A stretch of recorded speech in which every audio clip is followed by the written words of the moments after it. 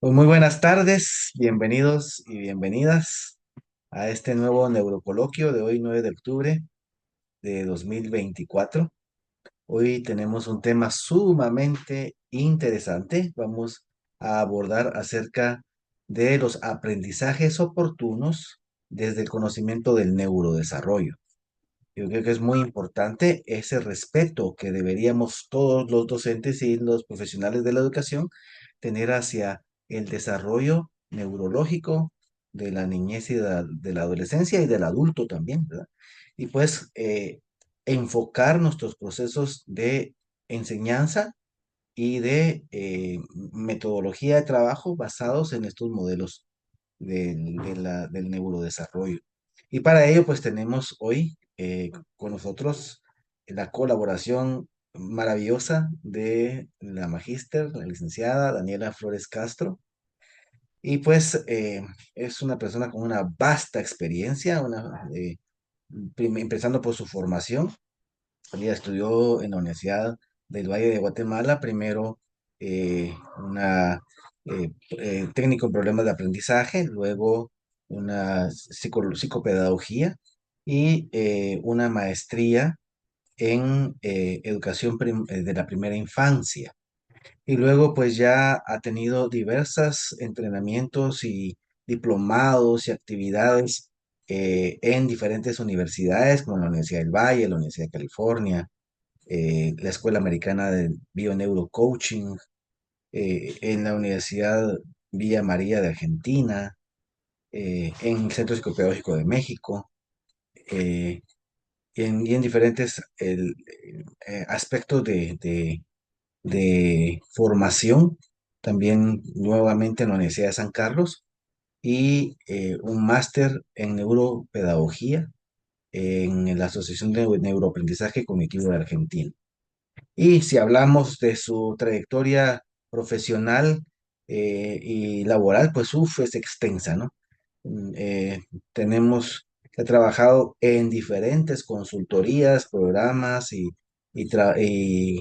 gestiones a nivel de la educación en diversos centros educativos, universidades, ONGs y asociaciones en donde ha podido dar un servicio eh, aportando en estos temas de la neuropsicopedagogía. Entonces, pues, sin más, y pues quedándome corto con toda la experiencia laboral y profesional, porque es extensa, recibamos, por favor, con un aplauso virtual, un aplauso eh, a la licenciada Daniela Flores, quien va a compartir con nosotros. Solo una breve, hoy la dinámica es que la licenciada nos va a hacer la exposición durante la primera parte de este encuentro y luego al final vamos a ir viendo todas las preguntas que ustedes hayan escrito y quien quiera levantar la mano participar será en el último momento de la conferencia, de la charla, porque el tema es muy extenso y vamos a aprovechar y a sacarle el jugo al máximo a lo que Daniela nos tiene preparado para hoy. Entonces, Daniela, bienvenida y pues te dejo en el uso de la palabra. Muchísimas gracias. Buenas tardes, familia. Es un gusto para mí estar con ustedes y compartir pues, dos, tres cosas que sé, pero que nos ayudan a todos y primero Dios van a aportar. Entonces voy a compartirles mi pantalla, ¿sí? Em, y bueno, vamos a hablar de aprendizajes oportunos. Lo que vamos a ver hoy básicamente es, primero, por qué se llama aprendizaje oportuno, luego, cómo aprende el cerebro de forma natural. Em, En este caso, el enfoque no es que describamos cuáles son las etapas de neurodesarrollo ni cuáles son los aprendizajes académicos que tendrían que ir en secuencia, sino más general, ¿verdad? La importancia de respetar, estimular los procesos de aprendizaje, qué hacer y cuándo, y por último, por qué no funciona mucho de lo que hacemos en clase, ¿verdad? Entonces, ¿por qué se llama aprendizaje oportuno? Básicamente es un enfoque educativo, no se limita ni está supeditado exclusivamente a la parte académica, que enfatiza que hay momentos adecuados y yo pongo ahí una pregunta. ¿Son los momentos adecuados por sí mismos o nosotros los adecuamos? Vamos a verlo más adelante, ¿verdad?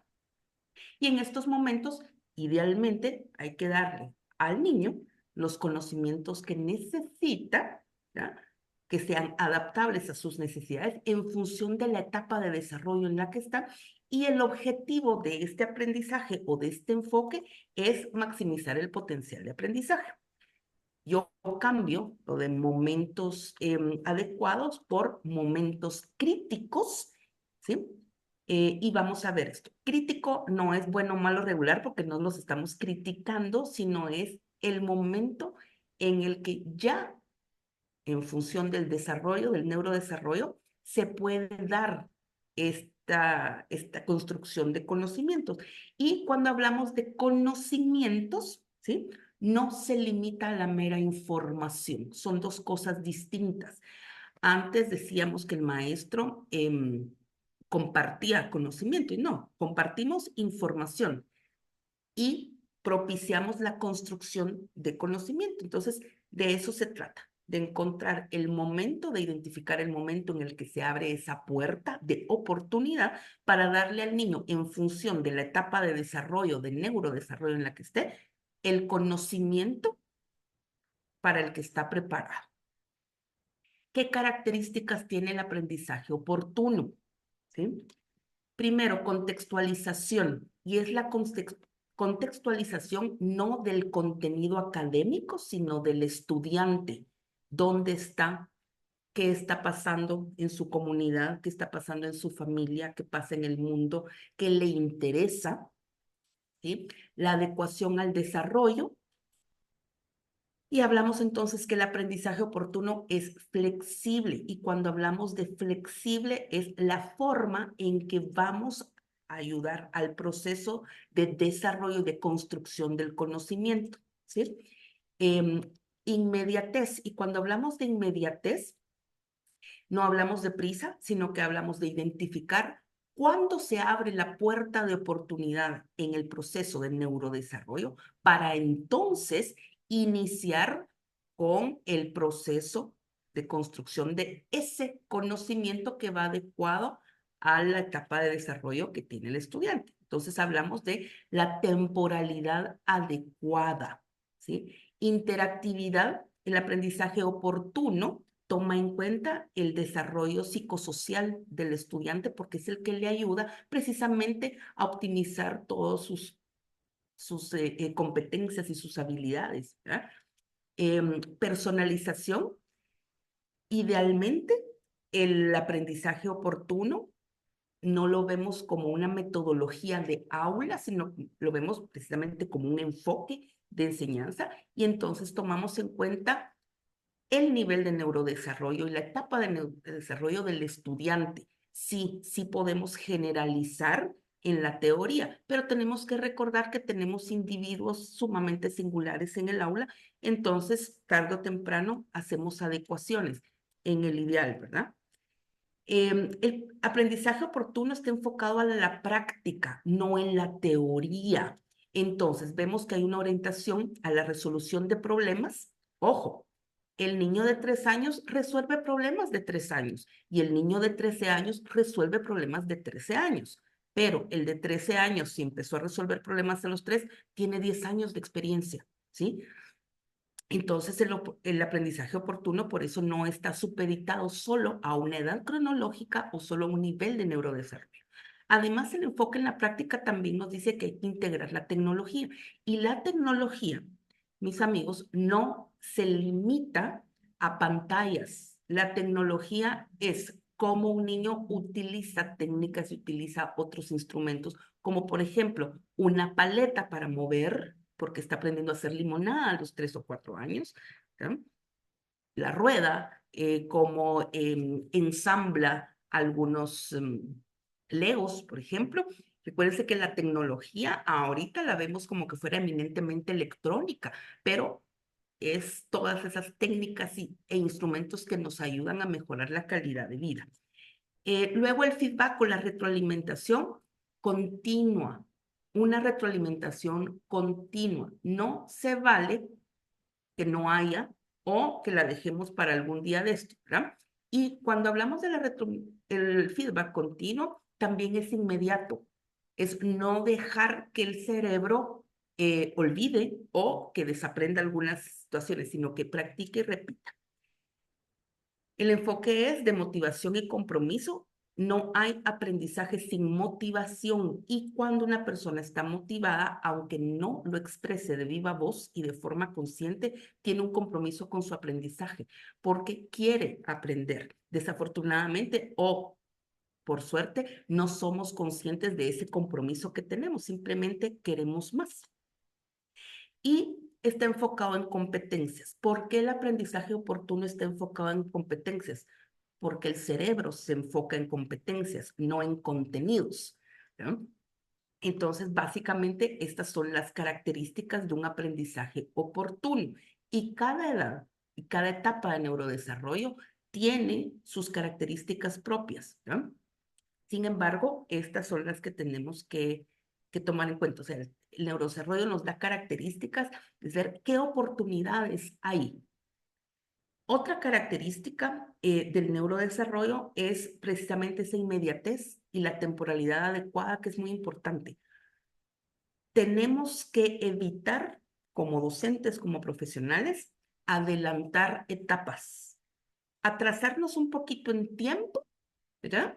Nos quita un poquito de tiempo, pero no compromete el neurodesarrollo ni el aprendizaje. Pero adelantarlo sí, ya vamos a ver por qué. Entonces, ¿cómo aprende el cerebro naturalmente? El cerebro aprende a través de conexiones neuronales. Más importante que la cantidad de neuronas que tengamos, es importante la cantidad y calidad de neuroconexiones que hacemos, ¿verdad? Y estas se fomentan a través de la repetición. Algo así como de tanto ir al agua al cántaro, al fin se rompe, de eso se trata. Así aprende el cerebro, por repetición. Entonces, al practicar una acción, se crean esas neuroconexiones y esto facilita el aprendizaje y la formación de hábitos de todo tipo, buenos, malos y regulares. Y decimos entonces que creamos patrones de conexiones que dan paso al aprendizaje. ¿El aprendizaje de qué? De todo, ¿no? Ya si nos vamos más a la parte anatómica, esto es lo que pasa en el útero, ¿sí? Tenemos el feto hasta que nace el bebé. Y si se dan cuenta, tenemos aquí una parte más oscura, ¿sí? Y una parte más clara. Esta parte más clara se va como enrollando y queda hasta aquí, miramos, ¿sí? Perdón, que se enrolló. Entonces, miremos cómo aprende el cerebro, ¿sí? Nacemos, si se dan cuenta, es la parte roja, es esta parte azul. Nacemos con un cerebro que nos ayuda a supervivir y a sobrevivir. Esta parte roja es la que nos mantiene vivos. Gracias a ese cerebro reptiliano es que nacemos con reflejos, ¿sí? Eh, y es eminentemente instintivo. No hay una lógica propia, no hay un pensamiento, no hay una intención. Simplemente es mantenernos vivos. La homeostasis, manejar las temperaturas, los ritmos de sueño. Luego tenemos aquí la parte en amarillo, que es el sistema límbico, que es el sistema, perdón, el cerebro emocional, el cerebro que siente. Y por último, aquí en azul, toda la corteza cerebral y la neocorteza, que es la parte racional y es el cerebro que piensa. Entonces, nacemos con esta parte roja que está funcionando, puesto que estamos vivos. Pero para aprender, desarrollamos así, primero las emociones y después la racionalización.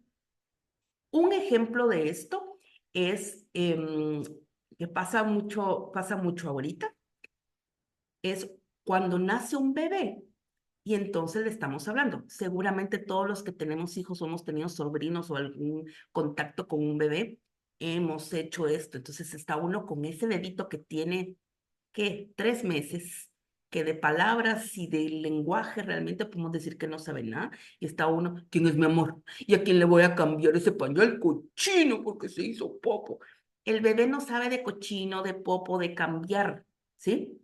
No sabe de gramática, por lo menos no todavía, de forma consciente. Ese bebé lo que está haciendo es aprendiendo ya a leer, ya empezó su proceso de aprendizaje y lo que hace es que está sintiendo. Es por eso, y gracias a las neuronas espejo, que a los bebés cuando uno les hace una cara fea se ponen a llorar y cuando uno se ríe, ellos se ríen, ¿sí? Ese es el cerebro reptiliano que nos mantiene vivos, ¿sí? Y nos hace pertenecer a una manada. Pero primero sentimos. Entonces, cuando estamos hablando así como que fuéramos bebés, si le hablamos a un bebé, estamos enseñándole al bebé a sentir y siente de la forma que nosotros sentimos. Más adelante, el bebé va a aprender el significado de cada una de esas palabras que nosotros le dijimos. Así aprende el cerebro. Primero la emoción y después la teoría y la racionalización. Entonces, ¿por qué es importante respetar y estimular los procesos de aprendizaje? Porque el aprendizaje es una construcción de conocimiento académico y para que perdure y para que sirva, tiene que tener buenas bases. Vamos a ver un ejemplo. ¿Se recuerdan que les dije que aprendemos primero con las emociones? Este es como el ciclo, digamos, la secuencia de las partes o del proceso que tiene un cerebro que está estresado. Hay un estímulo, digamos una imagen, pero el cerebro, antes de percibir la imagen, está estresado. Ese estímulo pasa al tálamo. El tálamo es la estación de relevo de las sensaciones y de todas las señales sensoriales. Ahí se procesa la información.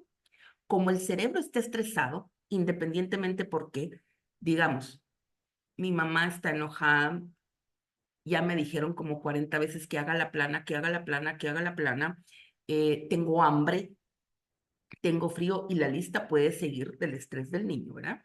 Entonces, está el estímulo, está el relevo de información, el proceso de información.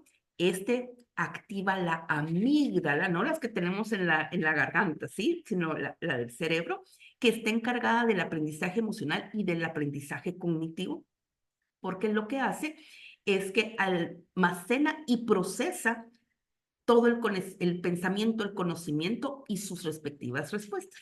Y entonces lo que hay es una reacción, ¿sí? Esto es un aprendizaje mecánico.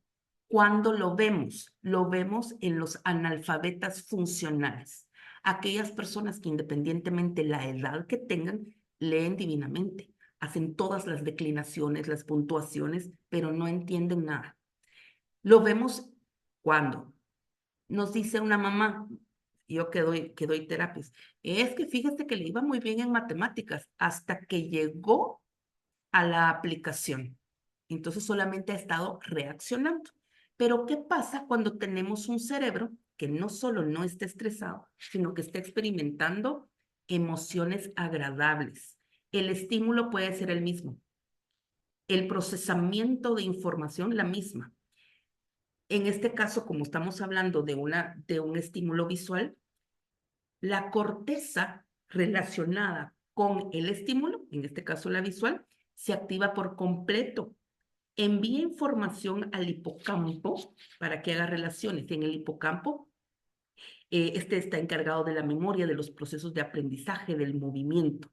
Se activa la corteza de asociación orbitofrontal. ¿Para qué? Para la toma de decisiones. Aquí es el espacio donde tomamos decisiones, donde planificamos, ¿sí? Y regulamos todos los procesos de recompensa, ¿sí? Y y de castigo. Se activa la amígdala hasta entonces, ¿no? Con todos esos procesos de aprendizaje y el almacenamiento y procesamiento, y entonces se da una acción con conciencia. Este no es un aprendizaje mecánico, este es en sí el proceso de aprendizaje que deberíamos estimular. Se da en todas las etapas de neurodesarrollo. porque las reacciones, la memoria, la cantidad de información va cambiando. Entonces, esta es la intención de que profesionales como nosotros sepamos cuál es el proceso por el que está pasando nuestro estudiante, cómo estimular sus emociones y qué darle para que tenga emociones positivas y entonces haga más patrones de conexiones neuronales, ¿sí? Así como aquí abajo, y dé una respuesta con intención, o sea, que realmente sea capaz de utilizar el conocimiento que construyó y no que dé una respuesta por reacción de forma mecánica.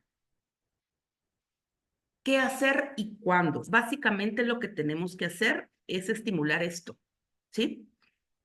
Yo puse todas estas destrezas en orden alfabético, pero si queremos que los niños aprendan, y ahorita pues yo estoy enfocando esto en lectoescritura y matemáticas, tenemos que ver que cada uno de esos procesos de aprendizaje académico conlleva muchas cosas. Vemos aquí análisis fonético, esquema corporal, simbolización, memoria y en fin, pero quiero hacer énfasis en varias cosas. Uno, no desarrollamos estas destrezas ni en orden alfabético, como las coloqué yo aquí, ni una por una, sino que se desarrollan en conjunto como que fuera una espiral ascendente que cada vez es más grande, ¿sí? Empezamos con la lectoescritura desde aquí, comprensión lectora. Esa comprensión lectora la hace un bebé recién nacido con sus neuronas espejo cuando llora porque yo le hice una cara fea o cuando se ríe porque yo me reí. No hay una intencionalidad, pero ya está preparándose ese cerebro, ¿sí? Esa comprensión lectora también la empezamos a desarrollar en el bebé, o mejor dicho, el bebé la desarrolla sola, eh, cuando entiende que algo está pasando, porque lee el lenguaje corporal, ¿sí? Los procesos aritméticos empiezan en el destete. El ser humano experimenta el cero cuando se le desteta, llámese dejar de dar de mamar o quitarle la pacha. Entonces sabe que algo existe que no es suyo ni le pertenece y que no lo puede utilizar más, a diferencia de las letras que no las experimentamos, ¿ya? El concepto de número, ¿sí? También lo experimentamos cuando estamos manipulando con los dedos y empezamos a desarrollar ese concepto con tamaños. Y el vocabulario, que es fundamental, que empieza desde antes de la concepción del niño con el vocabulario de los padres. Desafortunadamente ahora tenemos, gracias a la crianza y a las pantallas, niños que demuestran, así mira, y hacen las cosas, y no tienen el vocabulario adecuado para hacer descripciones. ¿Por qué? Porque nadie les ha hablado con la intención de que devuelvan información oral. ¿Sí? Entonces, si se dan cuenta, son muchas destrezas, no están supeditadas a una sola época de vida ni a un solo nivel de desarrollo neurocognitivo ni neurodesarrollo, sino que estas se van construyendo y se van estimulando y desarrollando en forma de espiral. Imagínense que hacemos una espiral desde en medio de una pizza, cada vez que yo doy una vuelta, la estimulación es mayor, lo que he construido es más grande. Entonces, esto es lo que necesita un cerebro para aprender. ¿Cuándo? Siempre. ¿Ya? Ahora, cuando hablamos de aprendizaje oportuno, son las actividades que voy a hacer en función del neurodesarrollo del niño. Entonces, a un bebé o a un niño de 2 años que le voy a quitar el pecho, no le voy a hablar de procesos aritméticos, es decir, que ahora va a experimentar el cero, pero yo sé que su cerebro lo está experimentando. Tampoco le voy a hablar de sujeto y predicado y de verbos y sustantivos, pero le voy a hablar bien y le voy a enseñar cuál es la pelota y cuál es la manzana y cuál es el perico mientras estoy teniendo una conversación, ¿ya? Según Stanislas Dehaene, no sé si así se pronuncia, pero está en su libro El cerebro lector, él descubrió esta parte moradita que tenemos aquí que denominó la caja de letras del cerebro. Entonces, cuando estamos leyendo, ¿sí? Esto se estimula, pero se estimula Primero, obviamente, de forma visual. ¿Qué es lo que vi? Lo que tengo en café. Letras. Entonces voy a hacer una lectura en serie y tengo que ver de arriba para abajo y de izquierda a derecha como leemos nosotros. Esta caja de letras, que es la formación visual de las letras, fíjense todo lo que estimula. Está entre el occipital y el temporal y estimula el significado de las palabras. Luego del significado, estimula la pronunciación y la articulación. Y miren todas las partes del cerebro que están implicadas. No tenemos una parte del cerebro que está dedicada a la lectura. Entonces, la caja de letras estimula muchas partes para que podamos leer. ¿Sí? Entonces, empezamos con el estímulo aquí en la corteza visual. ¿Sí? Tenemos todo esto aquí, el área de Broca, que es la pronunciación, aquí el área de asociación, que nos ayuda a entender qué es lo que estamos leyendo. ¿Sí? Y esta parte, que es el giro angular, al que quiero que hagamos un poquito de memoria más adelante. ¿Sí? Aquí se juntan tres, de hecho, tres lóbulos y es sumamente importante. Entonces, todas estas partes están relacionadas con la lectura.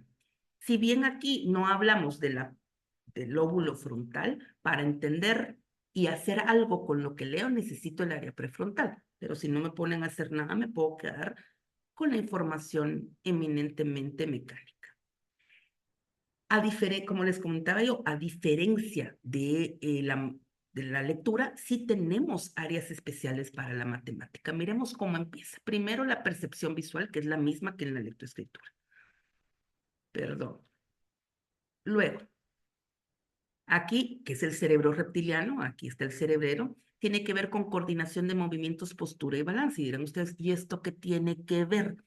La postura tiene que ver con la coordinación de movimientos y el balance para mantener el equilibrio. Cualquier persona que haya mantenido el equilibrio, por ejemplo, en un pie y tenga que mover las manos para no caerse, ya está viviendo una igualdad, o sea, una ecuación. Todos los que jugamos sub y baja, aquí en Cobán donde yo vivo les dicen balancín, sabemos que cuando de un lado hay un niño que tiene puesta su mochila, del otro lado puede haber dos niños flaquitos, ¿sí? O de un lado se sienta el papá y del otro lado la mamá con el niño y entonces funciona. Eso es una ecuación, hay una igualdad y a pesar de que es igualdad, los lados se ven distintos. Pero primero lo estoy experimentando en emociones y a nivel físico. Luego aquí, en el temporal, están las emociones, la motivación, la audición, el lenguaje y la percepción. La matemática es un lenguaje, ¿sí? Es un lenguaje que primero tenemos que sentir y luego vamos a utilizar. Y para eso necesitamos la percepción. La percepción es el significado que le doy a la información que siento, que viene por mi sentido, ¿verdad? La motivación y obviamente las emociones. ¿Por qué? Ya vimos que cuando las emociones son desagradables, la parte mecánica es la que se va a activar y no la parte de aprendizaje tal cual. Luego nuestro lóbulo frontal, aquí está control de movimiento. Esa es la parte con la que solucionamos problemas porque es donde pensamos cuando desarrollamos el pensamiento abstracto, más o menos en quinto, sexto primaria, ahí es donde se desarrolla, ahí está el razonamiento, la memoria, la concentración. Esa parte, María, es la que nos hace personas, ¿sí? No humanos. Y miren esta belleza. En esta parte de aquí enfrente, hay una región específica solo para solucionar ecuaciones, ¿sí? Obviamente ecuaciones matemáticas, que no pasa con la lectoescritura. Aquí es donde está el circulito que les enseñé en la diapositiva anterior. Es un espacio donde está el conocimiento del número, el cálculo matemático, o sea, cuando yo ejecuto cosas de números, pero también es donde manipulo objetos, ¿sí? La conciencia de mi cuerpo y la atención. Entonces, aprendo matemáticas cuando me muevo. Por eso es que idealmente empezamos a contar antes de sumar y lo hacemos con los dedos, porque nos tenemos que mover. Y se ha demostrado que esta parte del lóbulo frontal, ¿sí? Es donde mayor energía se gasta, se consume con la actividad matemática. Entonces, sí tenemos un cerebro matemático con lugares específicos para las matemáticas, pero no un cerebro para leer, ¿verdad?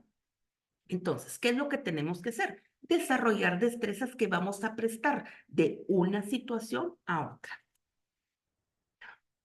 Eso se llama el desarrollo de las funciones madurativas, ¿sí? Que empezamos a hacer desde que nacemos, pero no empezamos a estimular desde que nacemos y eventualmente cortamos desde la parte académica, desde la escuela, la estimulación. Por ejemplo, el esquema corporal, ¿sí? Entonces, está cómo se llaman las partes del cuerpo, para qué sirven, cómo se mueven, qué puedo hacer con ellas. La lateralidad, primero desarrollo mi lateralidad y de último le pongo nombre a la derecha y a la izquierda, pero oh sorpresa, primero le queremos poner nombre en la escuela y después que se nos quede cuál es la derecha y cuál es la izquierda. ¿Sí? Y el nombre, primero la teoría y después la práctica, es al revés. Después la reversibilidad, ¿sí? Que está siendo un problema gracias a el mal uso de las pantallas y de los programas con el famoso deshacer, ¿verdad? Hay cosas que son reversibles y cosas que no son reversibles, ¿verdad? Entonces tenemos que ver que la reversibilidad es la que nos ayuda no solamente a decir ma, y escribir ma, sino a entender que si la pongo al revés, dice am. ¿No? La reversibilidad implica que yo puedo regresar algo a su origen y también me permite entender que ya no puedo. Después, ordenación, y la ordenación empieza desde el orden en casa. No solamente es cómo ordeno información, cómo ordeno números, cómo ordeno datos, es cómo ordeno mis cosas para encontrarlas. Entonces, esto no se limita a la parte académica, esto es la educación en general. Y luego las relaciones de tiempo y espacio que se atribuye una mayor facilidad a los hombres más que a las mujeres, pero no quiere decir que las mujeres no las tengamos o que algunas no podamos tenerlas bien desarrolladas en comparación con los hombres. Esto nos lleva a las funciones neuropsicológicas que se desarrollan así, van como en espiral. Primero, vemos la parte de psicomotricidad, es por eso que vemos que los bebés primero empiezan a moverse, ¿verdad? Y se desarrollan del centro, o sea, próximo caudal, ¿verdad? Próximo distal, perdón, de las partes más grandes de su cuerpo a las partes más finas y de la cabeza hacia sus piecitos. Luego, el lenguaje. El lenguaje al que le vamos a dar significado, es por eso que cuando el bebé está no se refiere a su papá, ¿sí? Está empezando a desarrollar su motricidad, pero decimos lenguaje, hasta después va a tener un significado y el lenguaje cuando tiene significado nos lleva a aprender a pensar y eso lo seguimos haciendo a lo largo de toda la vida, ¿ya? Entonces, esta diapositiva nos revela qué tendríamos que hacer en cada una de las etapas del neurodesarrollo. No nos dice qué actividades, sino qué secuencia tendríamos que tener. Desafortunadamente, estamos perdiendo esa secuencia gracias a las pantallas. Entonces, la pantalla no nos ayuda a desarrollar esquema corporal, porque recuérdense, si primero siento, no solo sentimientos, sino también sensaciones, yo sentada viendo algo no voy a sentir muchas cosas. Después, lateralidad, si no me muevo, ¿qué más da cuál es la derecha y la izquierda? Yo solo tengo que tocar muchas veces una pantalla. La reversibilidad es casi ilimitada, ¿sí? En las pantallas.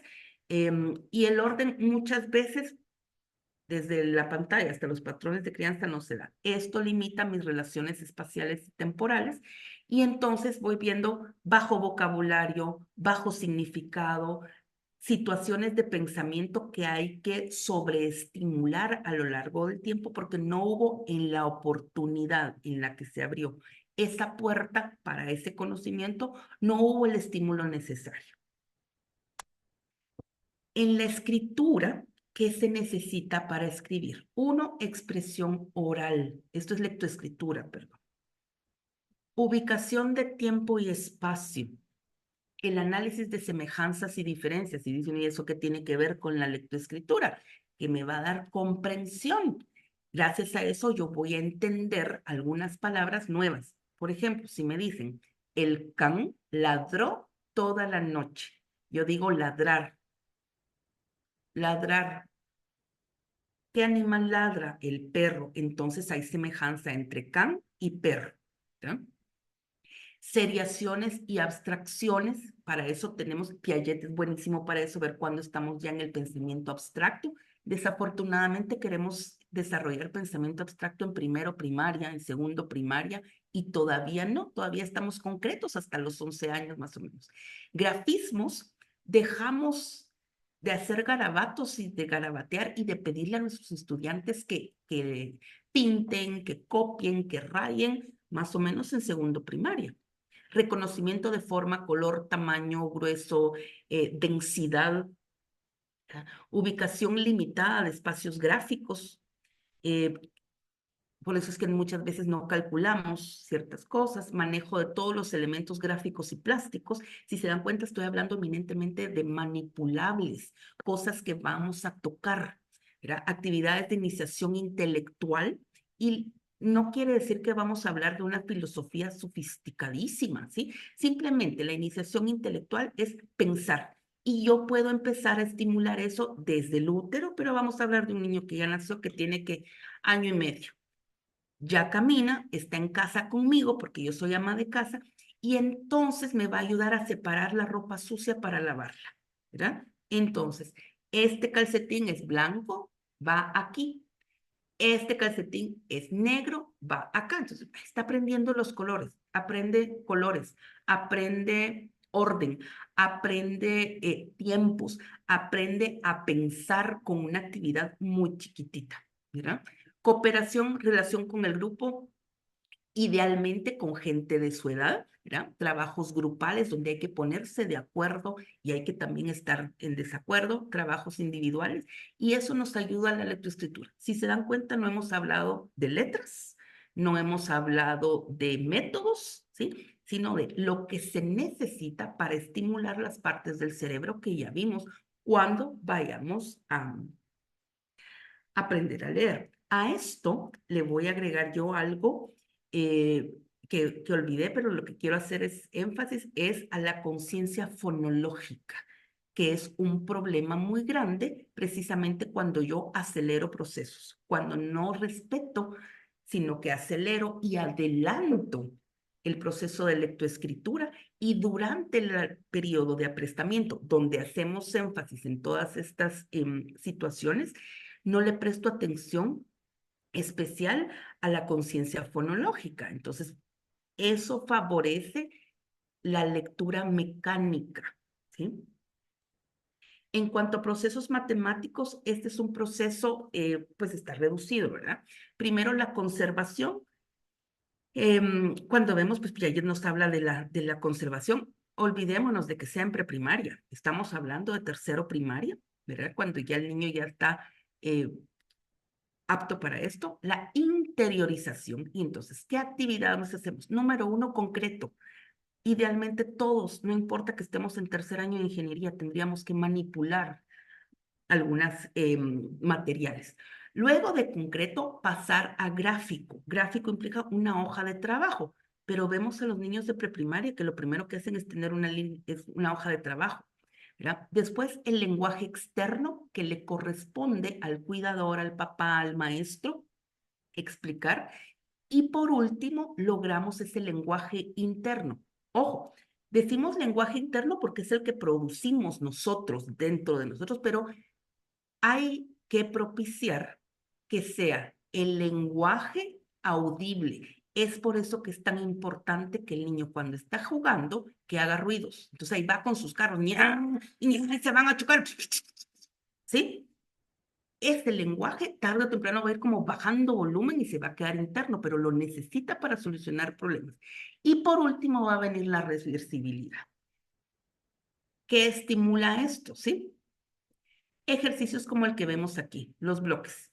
figuras rojas, amarillas y azules, pero tenemos rojas grandes, rojas chiquitas, amarillas grandes, amarillas chiquitas, azules grandes y azules chiquitas, ¿no? Es uno de los constituyentes del sistema cognitivo y me ayuda a pensar. Y si bien hablo de pensamiento lógico y lo dejamos muchas veces supeditado al área de matemáticas, el pensamiento lógico lo necesitamos para todo, para tener una lógica, ver las secuencias de las cosas y las consecuencias de nuestros actos también. Permite establecer las bases del razonamiento, pero no se supedita a la matemática y la construcción del conocimiento. El pensamiento lógico, además, lo desarrollamos con juicios, los famosos juicios de valor. Entonces, empecemos. El juicio verbal, ¿sí? No. La conjunción y la disyunción o los cuantificadores, mucho, poquito, eso lo hacemos desde que el niño nació, ¿verdad? Dame una papita a mí y otra a papa, por ejemplo, ¿verdad? ¿Quieres de chocolate o de fresa? No tiene que llegar a sexto primaria para que hagamos esto. Las expresiones simbólicas del juicio, ¿es cierto? ¿Es mentira como falso y verdadero? No, las confusiones ahí están. Las de conservación, más grande, más chiquito, más pesado. Pero primero, antes de tenerlo de forma verbal, el niño tiene que experimentar. Entonces, nada cuesta que cuando yo vaya a comprar a la barrotería, al supermercado, a mi niño de 3 años, le dé la bolsa que tiene 6 rollos de papel higiénico, ¿verdad? Y entonces va a ver que el tamaño es muy grande, pero que el peso es chiquito, ¿verdad? La siguiente vez le voy a dar una bolsa de azúcar. Entonces va a ver que el tamaño es chiquito, pero pesa más. Y ahí está viviendo, sintiendo esas nociones de conservación. Después de seriación, y empezamos desde que los bañamos cuando son bebés, ¿verdad? Entonces primero nos echamos agua y nos vamos a restregar el cuello, ya cuando se bañan solitos, entonces, bueno, ¿qué vas a hacer?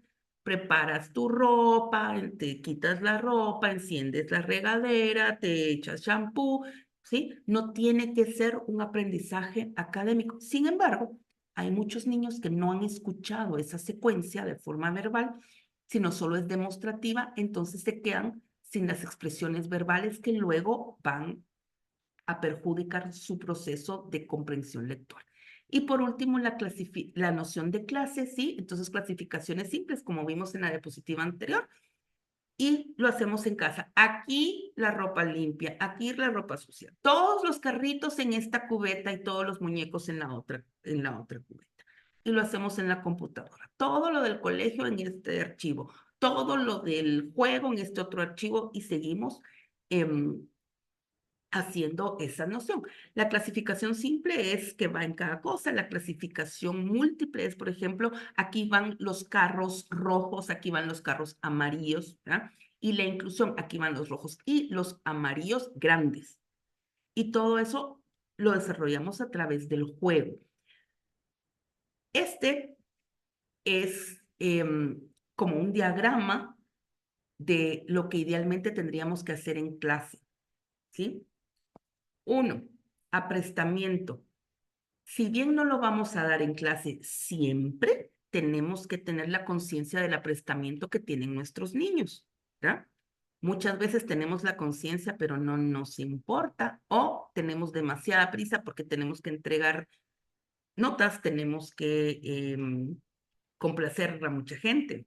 Luego, un proceso de manipulación y la manipulación, señores, no solamente son trozos. La manipulación es que yo en quinto bachillerato, con mi profesor de física fundamental y mi profesora de educación física, voy a ir a la cancha y con el profesor de tecnología vamos a hacer un video donde estamos haciendo tiros al marco y estamos aprendiendo y manipulando una pelota, pero estoy haciendo también un tiro parabólico, ¿verdad? Y estoy experimentando dos fuerzas, una horizontal y una vertical. Entonces, el manipulativo no son trocitos nada más. Desafortunadamente, les dejamos ese título y lo dejamos en la prepri y no volvimos a utilizar trocitos para nada, ¿verdad? Luego, la visualización, ese video que hice con mis tres profesores, entonces lo voy a ver, voy a quitar algunas cosas de ahí, voy a ver realmente cuál fue el recorrido de esa pelota y ver las dos fuerzas que están eh, aplicándose, y entonces puedo llegar a una abstracción y hacer una hoja de trabajo para luego la generalización, donde yo hago relaciones. Eso que yo hice, la pelota yo la tiré, lo que yo vi el video, o sea, yo ya lo entendí, ya lo relaciono con una ecuación, hago una aplicación. Ah, bueno, no solo me sirve para jugar básquet, también va a servir para el recorrido de una bala, por ejemplo, ¿sí? Hago una verificación que muchas veces no la hacemos, y entonces puedo fijar la construcción, perdón, el conocimiento que acaba de construir. Y luego una etapa de mantenimiento, que es donde vuelvo a usar todo esto en la construcción de más conocimiento. ¿Qué temas, qué contenidos? Depende del grado en el que esté el estudiante, ¿verdad? Pero esto no falla. Entonces, ¿por qué no funciona muchas veces lo que hacemos en clase?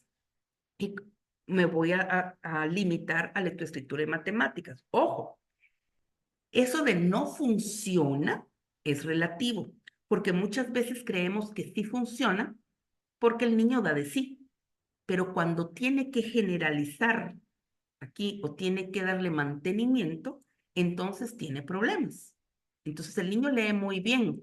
En mate no le va tan bien, hace bien las operaciones, pero tiene problemas con, la gente dice, con los problemas de palabras. Entonces tiene problemas de lectoescritura, no de matemáticas, ¿verdad? Lo que pasa es que cuando ya tiene que generalizar, vemos los problemas. Entonces, no funciona porque mucha de lo que el sistema educativo nos obliga, digámoslo así, muchas de las expectativas de los papás hacen que tengamos procesos de aprendizaje con las anticaracterísticas del aprendizaje oportuno. Entonces, número uno, descontextualización, ¿sí? ¿Por qué me van a poner a mí, que vivo en Cobán, que cada vez llueve menos y hace más calor, a que yo lea, por ejemplo, a un cuento donde hay nieve y yo no sé qué es la nieve porque vivo en una aldea? No sé qué es un trineo. Ah, pero si me dieran un cuento en el que en vez de trineo es una hoja de plátano y nos vamos a tirar de la montañita de aquí, la voy a entender, ¿sí? Entonces hay descontextualización, por lo tanto no tengo con qué vincularlo, ¿sí? Ah, pero es lo que se hace en Finlandia, entonces hagámoslo aquí también. Después, la inadecuación del desarrollo. El niño tiene que aprender a leer y desafortunadamente las mamás muchas veces son las culpables de esto. ¿Por qué? Porque la identidad de la mamá va en función de su hijo. Mi niño tiene 4 y ya está leyendo. ¿Y el tuyo? ¿Verdad? Entonces tiene que leer. Muchas veces en la parte, en el sector privado, los papás exigen que los niños respondan antes de tiempo. Eso no es un aprendizaje oportuno porque la puerta de oportunidad no se ha abierto. Entonces estamos violentando los procesos. Entonces tenemos un aprendizaje inflexible, ¿sí? Todos tienen que leer cuando salen de prepa, ¿sí? Y resulta que no. Todos idealmente conocemos las letras y decodificamos en prepa, nada más.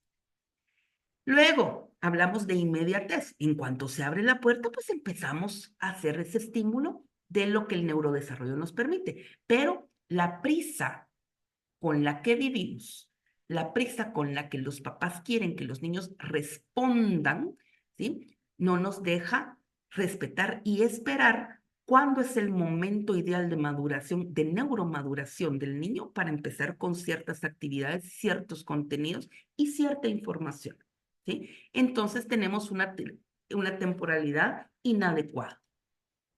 No hay interactividad, sino que hay desconexión, una desconexión social, ¿no? Que no ayuda a que el niño aprenda entre pares. La educación no es personalizada, sino que es despersonalizada. A todos lo mismo al mismo tiempo, porque como todos tienen 8 años, 5 años, 15 años, y entonces olvidamos que el neurodesarrollo es eminentemente individual, ¿sí? El enfoque no es a la práctica, sino a la teoría y a la respuesta medible, no evaluable, medible. Lo que yo puedo decir bueno o malo, si sabe o no sabe. Pero si tuviéramos una educación personalizada, sabríamos que la solución de problemas es también individual, ¿sí? Entonces tenemos desorientación a la solución de problemas y una dependencia de la tecnología que lo que hace es que evita muchas veces que el niño desarrolle las destrezas para las que está apto, ¿no? Eh, Muchas veces feedback es inexistente. Ah, yo ya se los di, ¿verdad? Una o dos veces. Entonces no hay vinculación ni hay una repetición que me ayude a hacer conexiones neuronales, perdón, neuronales y patrones de conexiones neuronales, ¿no? Me llevan tan rápido, no entiendo qué es lo que me están haciendo, no sé para qué me va a servir, entonces no estoy motivada, por lo tanto, no tengo ganas de aprender, no hay un compromiso. Y por último, en vez de un enfoque por competencias, que es la forma en que aprende el cerebro, hay un enfoque de competición, ¿sí? ¿Quién lee antes? ¿Quién lee después? ¿Qué niño es más buzo? ¿Sí? Y quién sabe más de teoría y de respuestas, ¿no? Yo terminé, espero que, pues que hayan tomado notas, pero puedo en cualquier momento regresar a alguna diapositiva, si a ustedes les parece. Estos son mis datos y pues respondemos preguntas. Pues muchas gracias, Daniela, qué interesantísimo.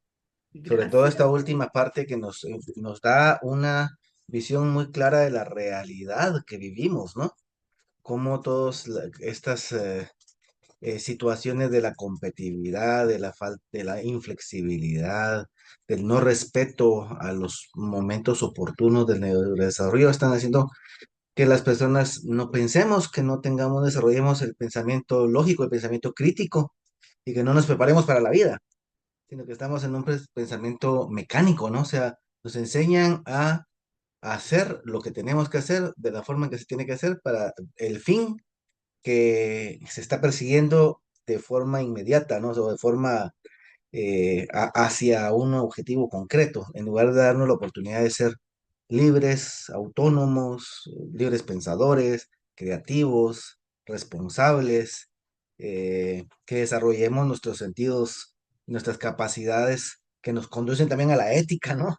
Porque todo esto también parte de ese desarrollo que puede llegar hacia ahí, ¿no? Hacia el desarrollo de la conciencia de mi persona y entonces de la conciencia acerca de los demás. Miren que es realmente maravilloso cómo todo se va conectando, ¿no? Y cómo si respetáramos el desarrollo neurológico de las personas, entonces podríamos tener seres humanos muchísimo más, eh, personas muchísimo más auténticas, creativas y con una capacidad ilimitada de poder proyectarse hacia la vida. Y pues, entonces, una pregunta que me viene de paquete entonces es, Daniela, entonces, ¿la estimulación temprana? No. ¿O cómo lo miras? A ver, son dos cosas distintas, ¿sí? La Ajá. estimulación temprana es cuando yo identifico qué es lo que necesita de forma individual un niño y empiezo a estimular. Son dos cosas distintas, ¿verdad? La Mm. estimulación temprana, existe estimulación temprana, existe estimulación intrauterina y existe estimulación preconcepcional, ¿sí? Y pensémoslo en la lectoescritura. Les voy a poner un ejemplo que seguramente han visto. Todos, creo yo, hemos visto, tal vez en un restaurante, cuando hay un partido de fútbol y va entrando la familia con la camiseta del equipo, ¿sí? Entonces, va el más anciano, el más viejo, con, no es el único que se me ocurre, ¿verdad? Pero va con la camiseta del Barça. Los hijos con camiseta del Barça.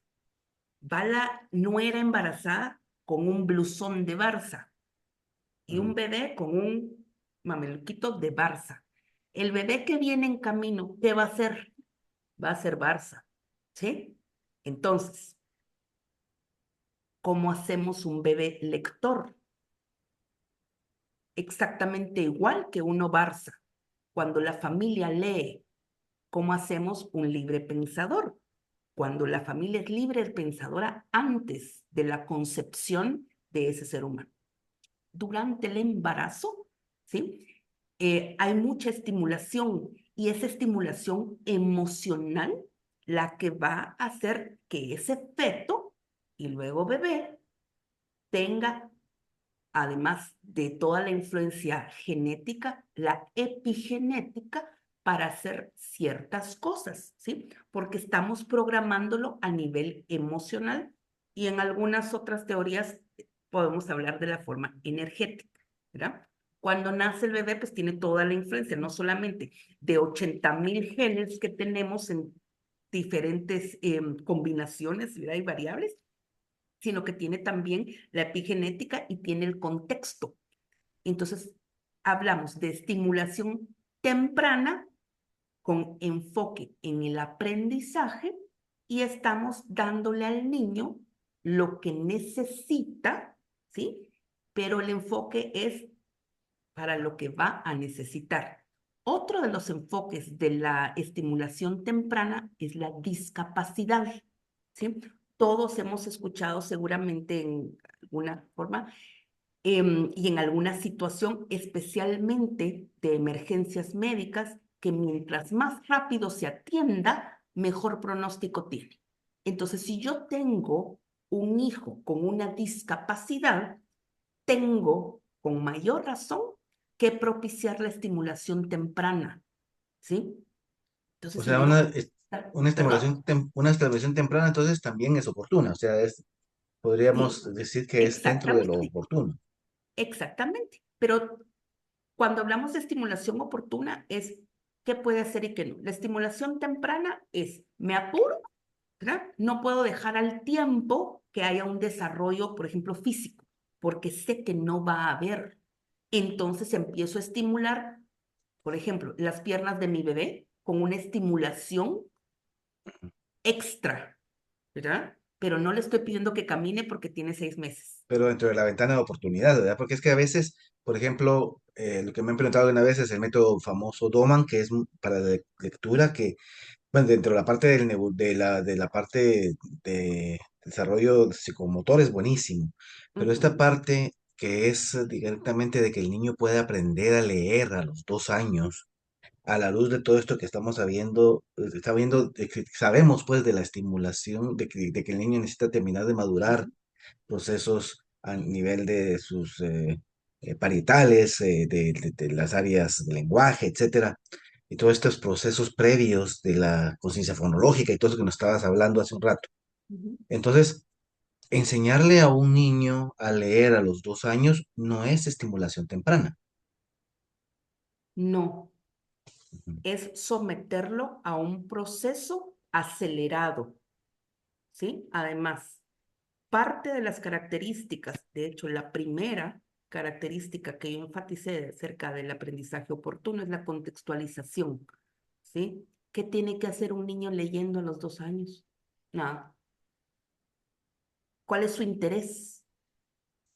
Entonces, lo que hacemos es que de forma gráfica, porque la lectura académica es eminentemente gráfica y abstracta, ¿sí? Esta está sustituyendo a toda la parte concreta. Entonces, sí, los ponen a hacer muchos ejercicios y a que lean, pero no hay experimentación. Entonces, sería lindo hacer un estudio de los niños que han aprendido así, cómo les va en el futuro, si investigan, si están interesados en hacer cosas con sus manos, en ir y ensuciarse, ¿verdad? Y Sí. tenemos que ver que se van sumando muchas más cosas a lo largo de la vida y del aprendizaje académico. Entonces, no es que el cerebro no aprenda, ¿sí? Va a aprender.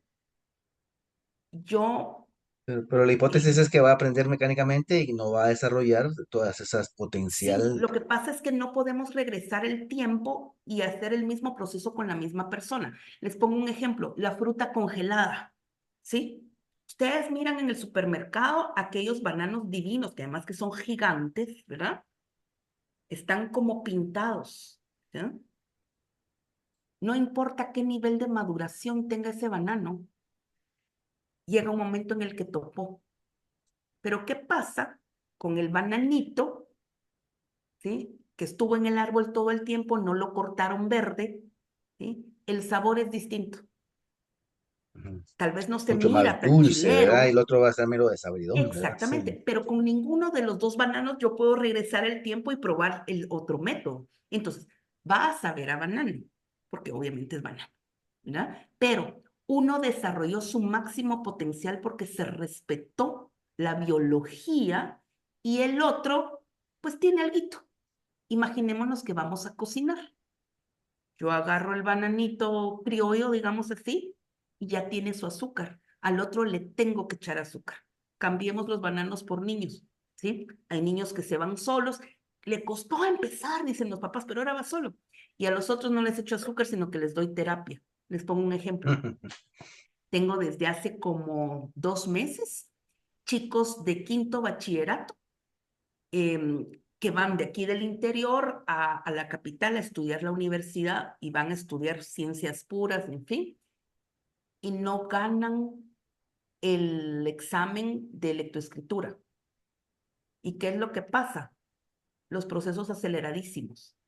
Y como nunca cambiaron de institución educativa, solo fueron heredando la ayuda. Entonces, después, la forma en que enseñamos a leer, que es la forma que podemos medir, no evaluar, y se queda en la comprensión literal, que como cuando y dónde, eso es copy-paste, ¿sí? Pero no hay inferencias, no hay pensamiento crítico y nos cuesta después aprender, ¿verdad? Entonces, les estoy dando terapia. Tienen unas calificaciones increíbles, promedios de 96, pero no entienden lo que lee. Es más, el colmo, uno de ellos, ¿qué rima con casa? ¿Masa o llanta? ¿Verdad? Esa es una rima de preprimaria. Y no la logra. ¿Mm? Y es que algo así Exactamente. como aquella parábola de la mariposa que la quitan, no le permiten que termine de estar en su capullo, sino que por Ajá, ayudarla le cortan el capullo y que entonces no logra hacer que sus exactamente. alas terminen de madurar para poder volar sola, ¿no? Y recordemos esto, hay aprendizajes que son biológicos, por ejemplo, caminar. ¿Sí? Vamos a hablar de un ser humano que no tiene discapacidad. Entonces vemos al bebé de 2 meses que empieza a levantar el cuello y después empieza a dar vuelta. A los 6 meses se está sentando, después se está agarrando de algo, se agarra, se suelta y cuando va a caer, se dobla. Primero caen las nalguitas y si era mucha la vía, entonces cae la cabeza. Si lo puse en araña, cae directo porque no dejé que conservara el reflejo de caer sentadito, ¿sí? De doblarse, ¿verdad?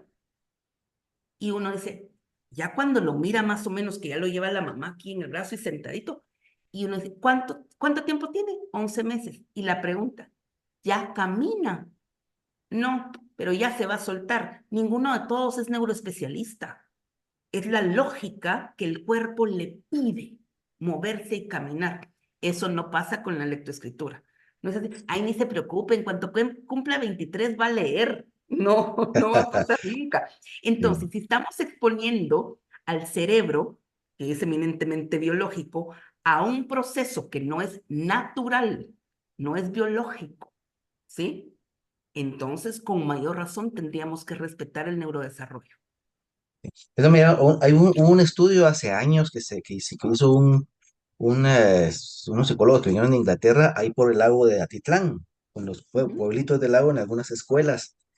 Y resulta de que en el estudio estaba hablando acerca de los procesos de la lateralidad y de la importancia de la lateralidad como proceso previo al aprendizaje por el asunto de la convergencia visual, del proceso de coordinación ojo-mano, todo esto, ¿no? Que se da derivado de esta ujú. organización bilateral y que viene como consecuencia de esto, ¿verdad? De que el niño tuvo ese esfuerzo para caer sentado, para gatear, etcétera.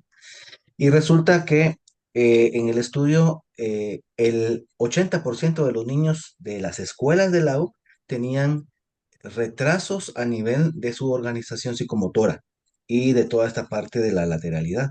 Y entonces, haciendo una revisión, se dieron cuenta de que la costumbre de las mamás de esas regiones es poner a su niño Ujú. atado porque así es la cultura, ¿no? Pero lo atan de pies y de manos por mucho tiempo, durante 2, 3 años de su vida, a su espalda. Y pues, le están impidiendo entonces ese proceso de poder lograr todo ese proceso de adquisición de la lateralidad. Y la recomendación que hacían era eso, ¿verdad? Que esa práctica, que aunque es cultural, que es milenaria y que es respetable, tendría que moderarse para que los niños puedan tener más oportunidad de poder gatear, de poder tener la libertad de moverse, porque estaban afectando su proceso de aprendizaje, ¿verdad? Otra cosa, recordemos que la evaluación del proceso de aprendizaje, desafortunadamente, lo hemos limitado al aprendizaje académico. Entonces, Sí. es posible que esos niños, ya cuando no estén ahí apretaditos, vayan a desarrollar su psicomotricidad. Eh, es una costumbre de muchos años, pero empezó cuando la lectoescritura no era parte del día a día. Cuando yo no tenía a los 4 años que saber las vocales o decir ma, me, mi, mo, mu, o sea, eso no existía, ¿verdad? Sí, Entonces tenemos que ver por eso. El aprendizaje oportuno es contextualizado. A esos niños tal vez deberíamos retrasarles un poquito la parte académica, ¿verdad? ¿Por qué? Porque su cultura es primero, ¿verdad? mm, Entonces, si su cultura es voy a estar apretadito 2 años, a los 2 años yo ya empiezo con otra cosa, ¿verdad? Ah, pero no. Resulta que así lo hace Finlandia, diríamos por aquí, ¿verdad? Así como que esto no es contextualizado, claro, ¿sí? Nosotros somos mayas, unos más, otros menos, ¿verdad? Por unos se nos nota más, otros menos. ¿Y dónde está nuestra cultura? No está, ujú, ¿verdad? sí. Luego también, Empecemos también con a pensar que el proceso de alfabetización, digamos, es informal y sobre todo es contradictorio y va en contra de la lengua materna. exactamente, Entonces, ¿qué podemos esperar? No hay respeto a la cultura, no hay respeto al idioma, no hay respeto a la contextualización y la realidad nacional. Entonces, sí, cuando nos evalúen con estándares extranjeros, vamos a estar abajo, ¿verdad? Pero totalmente. eso lo tenemos que cambiar. Bueno, hay una cantidad de preguntas que a mí se me ocurren o de comentarios, pero aquí hay uno, vamos a poner acá el de Edgar Armando que nos habla, dice, ¿cuáles serían las consonancias entre el feedback y el feed forward Ah, ok. para propiciar un aprendizaje oportuno? Sí, Eso tiene que ver, bueno, empecemos que son aspectos que nacen en la empresarialidad, ¿sí? Pero miremos, feedback es que yo retroalimento, voy a alimentar lo que se dio. Y feed forward es que yo voy a hacerlo de forma proyectiva, algo tan sencillo como retroalimentación y activación o preparación, activación de conocimientos previos y anticipación, planificación, preparación, sí, y preparación para el aprendizaje. Entonces, en cuanto al aprendizaje oportuno, se dan las dos de cajón porque es constructivista, ¿verdad? El cerebro es constructivista. y hay que propiciarlas, pues propiciar que el niño tenga esos procesos de anticipación, de planificación, de organización de lo que viene. Con simplemente, como decías, el lanzar la pelota, ¿no? Cuando alguien le lanza la pelota, y el hecho de que el niño mira que la pelota viene y le topa la mano y lo puede agarrar, ya ese proceso ya es un feed forward, ¿no? Ya es ese proceso de Exactamente. lograr. Y otra cosa, yo no sé ustedes, pero yo pues soy producto de escuela pública de aquí de Cóbamo y en algún momento era, ¿y eso para qué lo voy a usar? ¿Verdad? Entonces tenía compañeros que pues venían de la aldea sin zapatos ni nada y que la respuesta era para cuando estudien ingeniería, por ejemplo. Sí, pero ¿qué? Eso es tan abstracto, tan fuera de mi realidad. ¿Para qué me sirve una ecuación? ¿Cómo la aplico? ¿verdad? Eso, cuando el maestro sabe para qué le va a servir en el contexto al estudiante y puede responder esa pregunta, engancha al estudiante y eso empieza a hacer que el mismo estudiante haga su propio feed forward, o sea, vaya adelantándose, ¿verdad? Excelente, gracias. Bertita Mendoza nos dice, estimada licenciada, según sus conocimientos y experiencia, ¿en qué grado termina el proceso de adquisición de la lectura y escritura? ¿En qué grado A ver, termina? si Sí. hablamos de lo que el Mineduc, si hablamos de Guatemala, lo que el Mineduc toma en cuenta, pensando en que es un niño que hizo preprimaria y en la preprimaria tuvo el aprestamiento para la lectoescritura. Em, obviamente que está en el sistema formal educativo, entonces tenemos en preprimaria la etapa de aprestamiento.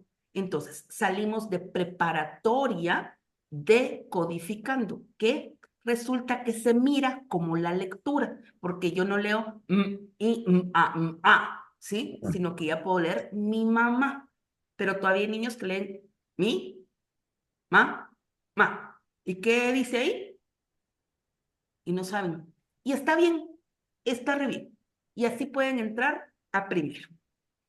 El proceso, ¿sí? Va hasta tercero primaria en cuanto a adquisición de lo necesario para la lectoescritura, pero el proceso de adquisición de la lectura nunca se termina. Entonces, seguimos hasta que se gradúan de bachilleres y en la universidad se da algo que se llama literacidad, donde los maestros universitarios idealmente tendríamos que enseñarle a leer a nuestros estudiantes la parte humanística, que se lee diferente que la parte científica, y dentro de la parte científica se lee diferente la matemática. Entonces, ¿en qué grado termina? Hasta el grado que llegue, ¿sí? Pero, ¿qué es lo que tenemos que enseñarle a los maestros? Idealmente primero a los papás.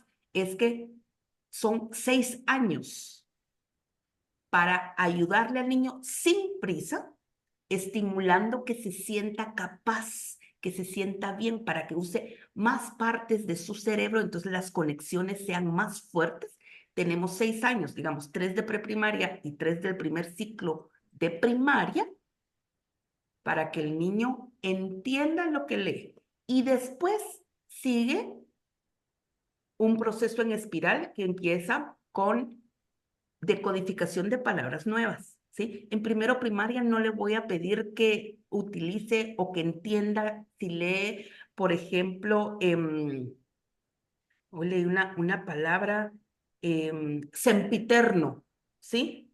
Tal vez ni yo de maestra sé qué es, pero como ya sabe leer, tiene que estar contextualizado. Si no, es que tantas cosas que no entiendo, ¿verdad? Buscar lo que al niño le interesa y buscar parte de su realidad y la edad cronológica tiene que ver, ¿verdad? Ese es el aprendizaje oportuno. Entonces, más adelante está decodificación de palabras nuevas, más abstracción, intereses diferentes, aumentar vocabulario, pero sobre todo, ¿sí? Y eso se da siempre, usar lo que lea. Si no usa lo que lea, no tiene sentido que lea, ¿verdad? Entonces no estén torturando niños. Ujú. Espero haber Justamente. respondido.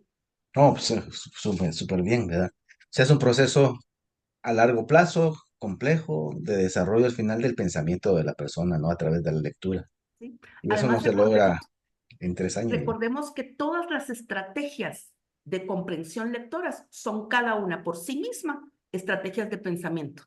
¿Sí? Exactamente. La comparación, el análisis, la inferencia, el ¿Sí? poder tener esas estructuras textuales, todo eso es tan importante, ¿no? Exactamente. Y no pasa cuando estoy viendo. ¿Sí? ¿Cómo sé si una persona tiene buena comprensión lectora? Le pongo un video de lo que sea, un TikTokito, y después le pregunto qué hubiera hecho en vez de. ¿Cómo así? ¿Por qué crees tú que dijo rojo y no verde? ¿Cómo así? No tiene buena comprensión lectora.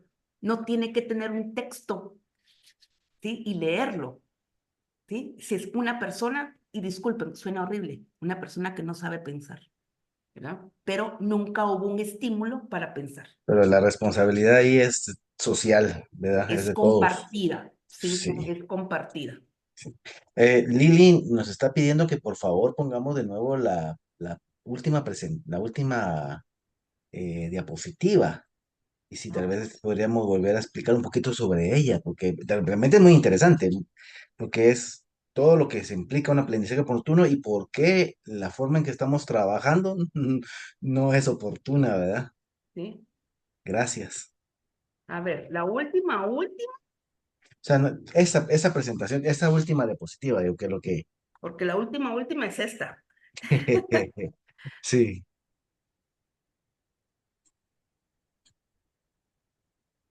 Sí, licenciada, esa por favor, pero si hay otra interesante que el licenciado mencionó, pues también.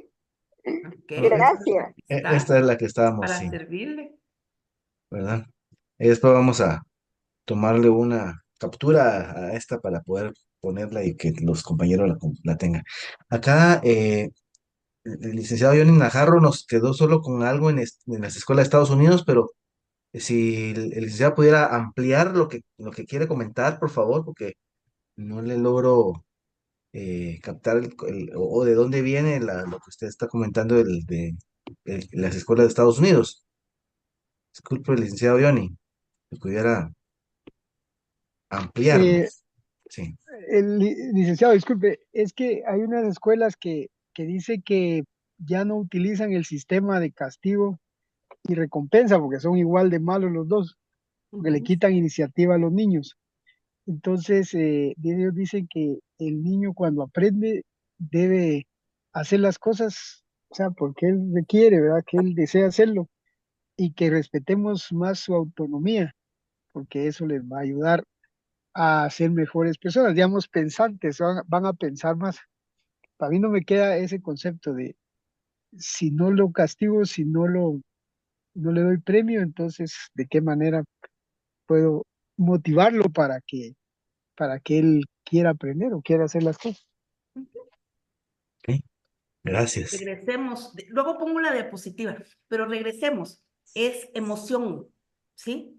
Hay que emocionar a la persona para que quiera hacer algo, ¿verdad? Y luego pensar que el aprendizaje oportuno también es asertivo. Entonces, si yo tengo que hacer un pastel, pues ¿qué voy a hacer con ese pastel?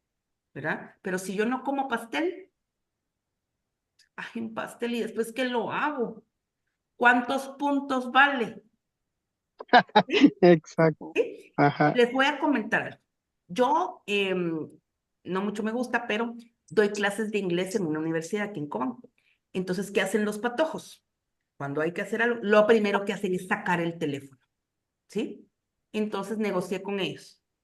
Hagamos una cosa. Ustedes van a hacer esta actividad y yo les voy a poner 100 a todos, con la condición de que no usen el teléfono.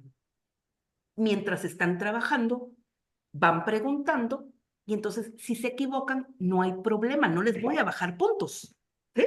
Porque les interesan los puntos, no les interesa aprender. ¿Por qué? Porque lo que quieren es ser agrónomos, no quieren hablar inglés.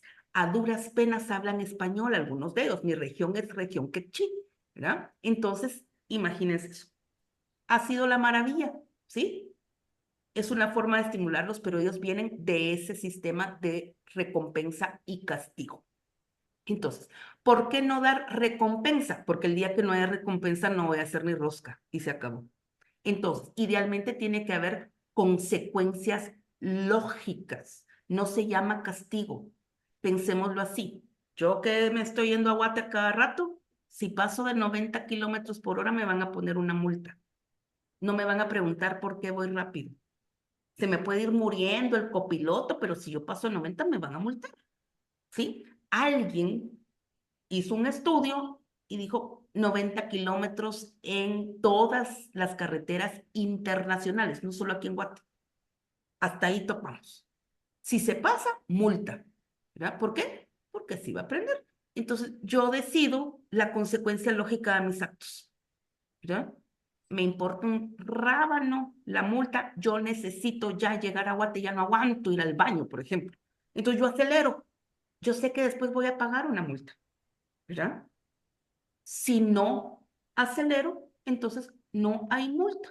Eso tendríamos que ver con el aprendizaje. Entonces yo, maestra, tengo que saber estimular y motivar a mis estudiantes en función de sus intereses que van de acuerdo a su edad cronológica y a su nivel de desarrollo, ¿verdad? Entonces, no habría que dar premio, no habría que dar castigo.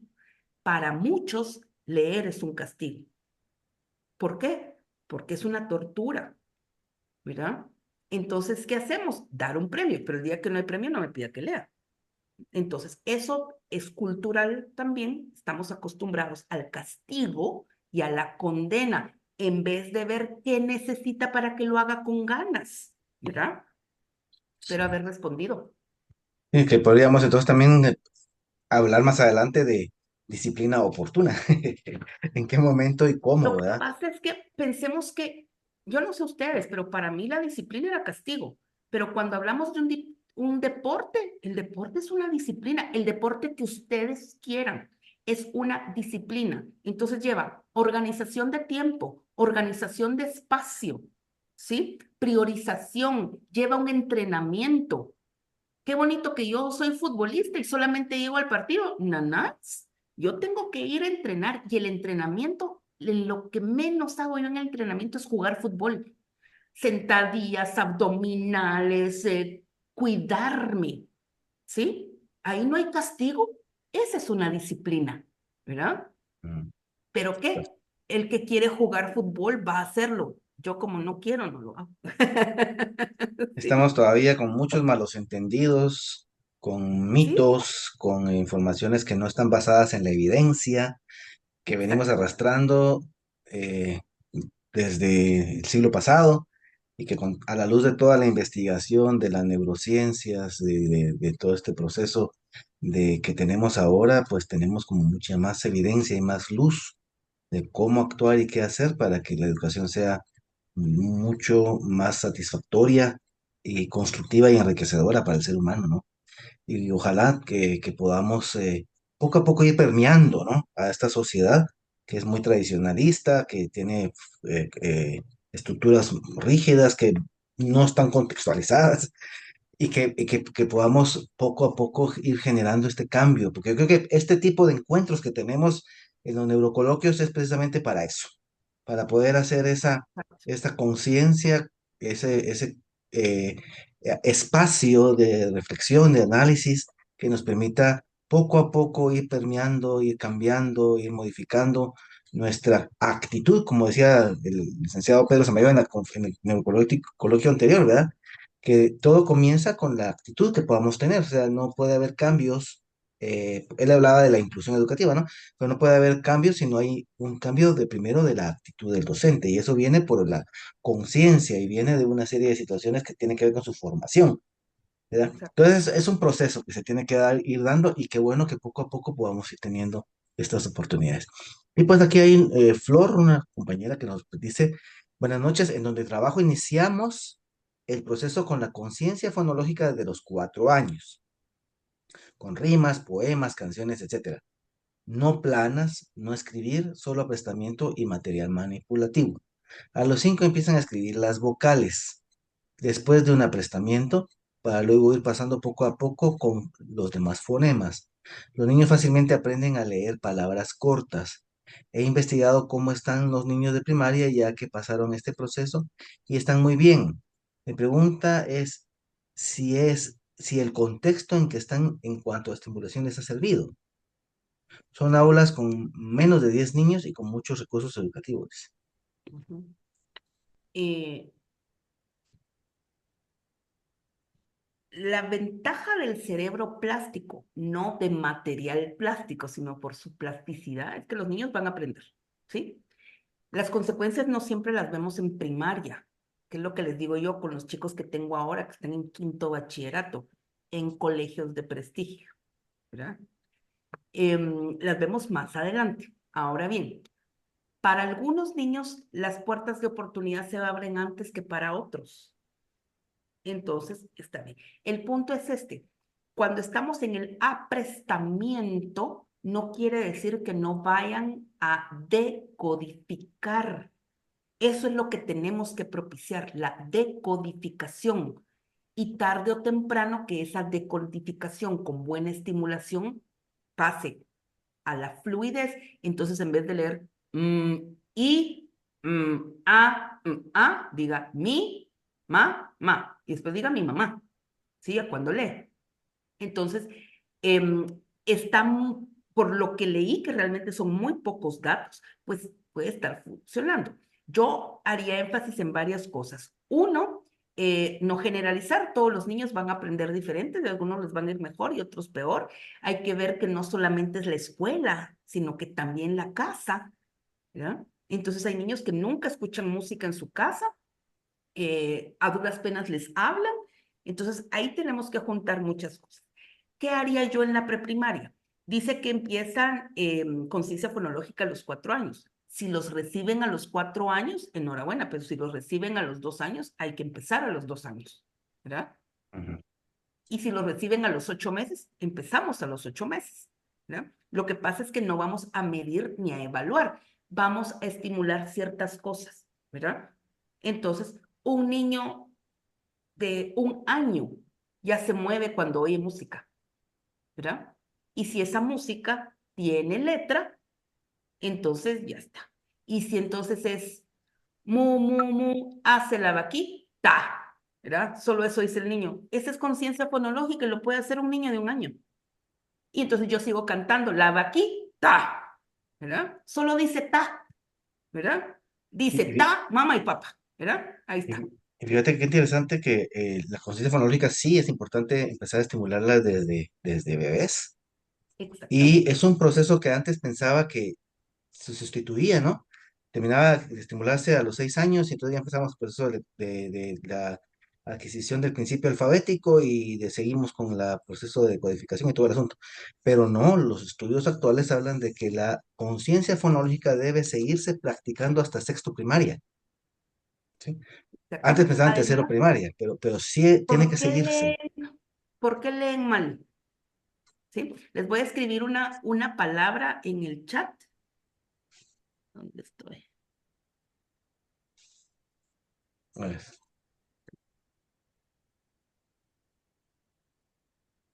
puedes usar también pantalla si quieres ahí. ¿Sí? Bueno, em, práctica, practica. Yo le ¿Quieres una escribo pizarra? Aquí hay sin... una pizarra. Ok, Creo que tú la puedes entonces, usar. ¿qué hago yo con estos chicos que vienen en quinto bachillerato? Yo les pido, lee qué dice ahí, practica o práctica, ¿sí? Ahí dice práctica y ellos leen práctica.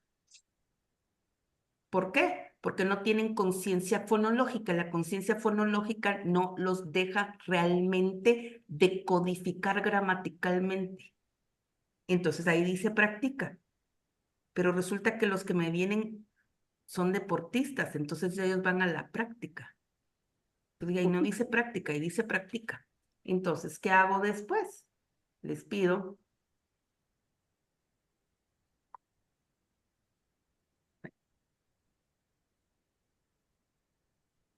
que lean estas 3 palabras. Prac- prac- Práctica. Practica, práctica y practica. Ca- Y lo primero que hacen es que se quedan viendo cuál es la diferencia. Y si Práctica. no, es que todo lo que tiene Práctica. es problemas de tildes. Tiene problemas de conciencia fonológica porque es la base para poder identificar dónde está el acento y que algunos acentos necesitan una tilde y otros no. Entonces, práctica no necesita una tilde, pero práctica y práctica sí necesitan. ¿Ya? Entonces, eso es conciencia fonológica. Entonces, ¿cuándo se debe iniciar? Se inicia desde antes del nacimiento, ¿sí? Desde la barriga. Entonces, ¿cuándo inicio yo que tengo una guardería? Desde que estamos cantando, ¿verdad? Entonces digo, hace la vaquita y todos los bebés, mu, mu, mu, ¿sí? Ese mu, mu, mu, tarde o temprano, va a llegar a estimular dónde poner la tilde, cómo leer en función de dónde está la tilde, cómo leer en función de que no haya tilde, ¿sí? Entonces, ¿cuál es el problema? Los patojos leen, no entienden porque práctica, práctica y práctica para ellos es la misma historia. Y como su vocabulario es reducido, porque con ellos nadie ha platicado en muchos años, por no decir en toda su vida, entonces no saben qué dice. Y si de ajuste yo de maestra no les pido que hagan algo con lo que leyeron, entonces, ¿sí? Excelente, muchas gracias. Vienen aquí conmigo a rehabilitación, así que Es una, síganme. es, Por es eso cobro. una demostración muy clara de que la conciencia fonológica es un proceso que debe darse a la par del proceso de aprendizaje de la lectura y escritura, no como eh, como una unidad de trabajo, sino como un proceso, ¿no? A lo largo de muchos años, ¿verdad? Y pues sí, hay todo un proceso que tendría que darse y si hacemos esos aprendizajes oportunos, pues de hecho el niño no va a estar preparado para leer y escribir antes de que tenga todo ese proceso psicomotor, sensorial, de organización de pensamiento, de toda esta estructura neurológica preparada. Y que para eso tiene que darse todos estos prerequisitos, esta lectura emergente que se le llama, ¿no? ¿Sí? Previo a comenzaría el proceso y para eso, pues mínimo 6 años y medio, ¿verdad? 7. Bueno, depende porque Más. cada quien a su ritmo, ¿verdad? Exactamente. El error que cometemos es que encasillamos. Entonces, todos los de preparatoria tienen que hacer tal cosa, los de primero tal otra, los de ¿en qué grado está? Y no lee. Pues va a leer cuando tenga que leer. ¿Cuál es la prisa? ¿Verdad? Que la hija de la comadre ya está leyendo. Ah, caramba. A mí me gustaría trabajar solo con niños huérfanos. Odio a todas las mamás, ¿verdad? Pero ni modo. ¿Sí? No, no, no, para nada. Al contrario, yo creo que son aliados del proceso de trabajo si los logramos también involucrar y si logramos que haya ese feedback y ese forward dentro del proceso de aprendizaje con ellos, ¿verdad? Porque ellos también están Sí. en ese proceso de aprender. Y Ujú. Nora dice aquí un asunto de que dice cómo ayudar a niños con problemas de conciencia grafema sin hacer planes. Depende. Ahí sí que depende. Uno, ¿cuál ha sido su proceso formativo o deformativo en muchos? Eh, entonces, si tiene problemas de grafema, pero tiene 6 años y está en preparatoria, no tiene problemas de grafema. Es como que me diga a mí, ¿por qué Daniela tiene problemas con chino? Porque lleva 2 clases de chino. Lo lógico es que tenga problemas. Se llaman problemas naturales. Entonces lo que tengo que hacer es estimular. Ahora bien, si tiene problemas de grafemas hasta los 8 años y medio, pero ha estado en una institución educativa que lleva un proceso formativo, educativo formal, o sea, en el sistema, ya puedo empezar a sospechar problemas de aprendizaje. Entonces, realmente depende. ¿Depende de qué? Si tuvo aprestamiento o no tuvo aprestamiento. Aquí en el interior es muy común que no hagan preprimaria. Entonces llegan a primero primaria sin estimulación, sin aprestamiento, sin nada, ¿verdad? Entonces no puedo enseñarles a leer en 3 años, ¿sí? Tengo que dar el aprestamiento y luego ya darles la lectoescritura. Entonces depende del niño, ¿verdad? Tenemos que tener en cuenta que los problemas de aprendizaje, como podría ser un problema de disgrafía o de memoria, pues no sé en este caso, ¿verdad? Porque no tengo más detalles, pero digamos de disgrafía, si es un problema de aprendizaje, puedo dar un diagnóstico como tal a partir de los 8 años y medio, sí y solo sí, ese niño tuvo preprimaria y ha tenido por lo menos, o sea, los años académicos que le corresponden desde la preprimaria. Pero si es un niño de 8 años y medio que no hizo preprimaria, entonces ahí me detengo, ¿sí? Me trajeron un niño de 5 años hace unos días porque tenía problemas de aprendizaje. Yo no tiene problemas de aprendizaje. está harto de que le digan qué hacer, porque como en la casa él manda y en la escuela no puede, entonces el listo no hace nada. Entonces el problema es de crianza. Adivinen con quién estoy trabajando, con los papás, ¿verdad? Entonces no es problema de aprendizaje. Entonces en este caso tiene problemas para conocer los grafemas, hay mucho que evaluar, ¿verdad? Y en función de él hay que darle lo oportuno, para qué está listo, qué es lo que no tiene, ¿verdad? Que sí tiene y trabajar con ello para que sea constructivista. Pero con este chico y con cualquier otro, la terapia, si es que vamos a dar terapia, como me pasa a mí, o el proceso, va a funcionar si se siente capaz. Entonces, sesión número 1, de lo que sea, que esté contento, que sienta que pudo, que tenga un papel con un dibujito que le pueda enseñar algo a alguien. Mira, ¿qué hice? ¿Verdad? ¿Sí? Eso es lo que lo va a estimular a comprometerse, no escribir un contrato donde diga, me comprometo a aprender las letras. No, ¿para qué me sirven las letras? ¿Verdad? Obviamente, si es una rehabilitación, si es una terapia, pues primero hay que tener el programa, pero sesión número 1 tiene que sentirse feliz, tiene que sentirse capaz, ¿verdad? Ya después, ya vamos poquito a poco. El juego es increíble, así es como doy yo mis terapias, con juego. ¿Por qué razón? En el juego, si nos equivocamos, no nos condenan, ¿sí? Ahí la recompensa es eminentemente emocional.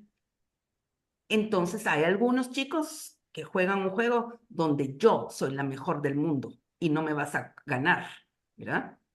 Y eventualmente los niños ganan, pero no me dejo ganar, ¿verdad? Obviamente escojo el juego adecuado para lo que van a aprender. Y entonces ellos mismos se retan, ¿verdad? O sea, voy a vencer a la vieja esta, a la maestra y dice que es la mejor del mundo, ¿verdad?